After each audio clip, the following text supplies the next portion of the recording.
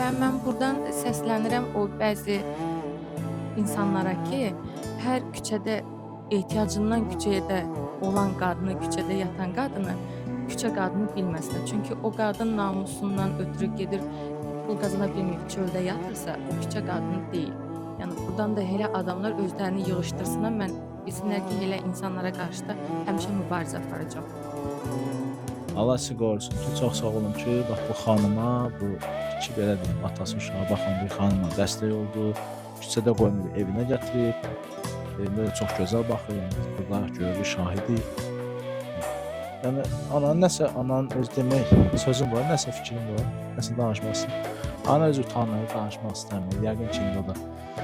Sadəcə onu deyim ki, 17 yaşda bir qızı, hansı ki 17 yaşda qız gedib iş axtarmağa və orada müdiriyyət pis təklif elədiyinə görə bu xanım, müğənni xanım öz evinə onu gətirib.